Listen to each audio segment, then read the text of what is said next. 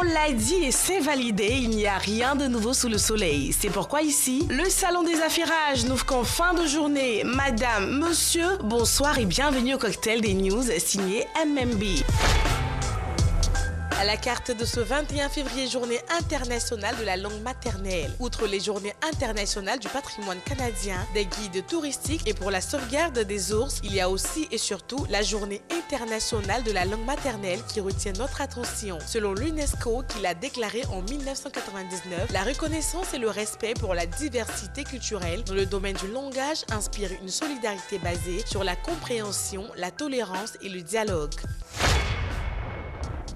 Côte d'Ivoire, rentrée culturelle et reconnaissance de la nation. C'est officiel. Depuis le 17 février, le secteur culturel ivoirien a effectué sa rentrée à la salle Louga-François du Palais de la Culture d'Abidjan-Treichville. Placé sous le thème « Les industries culturelles et créatives au service du développement humain », ce rendez-vous qui donne le coup d'envoi des activités culturelles de l'année en cours a vu 87 acteurs de la culture ivoirienne être honorés par la nation. Parmi ces récipiendaires, Aïcha Koné, Akissi Delta, Magic System, Série Simple et Baaka Jérôme, pour ne citer qu'eux, ont été élevés au rang d'officiers dans l'ordre du mérite culturel ivoirien. On retrouve Clémentine Papoué, Kéké Kassiri, Bazé Thérèse, Bidefer, Léa Dubois, Dondement, Joué-Jouessi, Téisson, Amoin, entre autres dans la catégorie de chevalier de l'ordre du mérite. Quant aux dinosaures tels Adjé Daniel, Bienvenue Neba, Mathieu Attawa, Timité Bassori, ils ont rang de commandeur.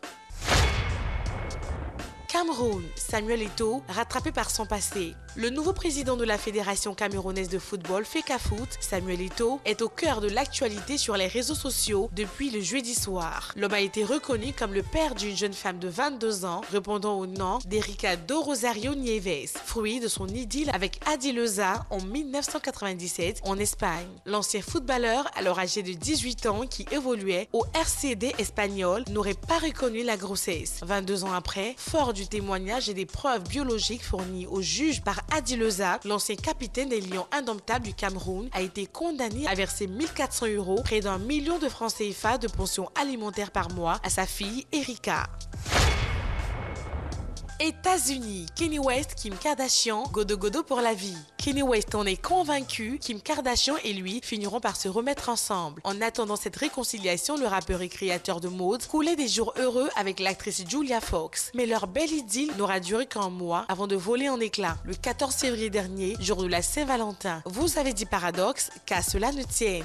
Julia, qui n'affiche aucune tristesse, a déjà annoncé la sortie d'un livre où elle révélera les coulisses de sa relation avec Kanye West. Affaire à suivre.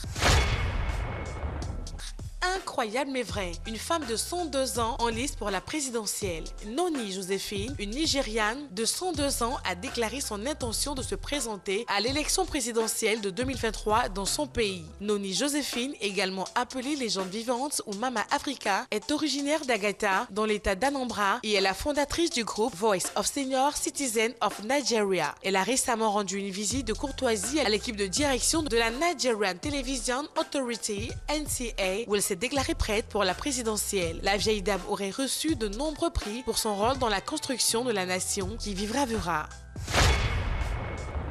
Et voilà, maintenant, faut qu'on se le dise. Quand un couple se demande lequel aime le plus l'autre, le vrai vainqueur est celui qui abandonne. Et vous, là-bas, le saviez-vous ?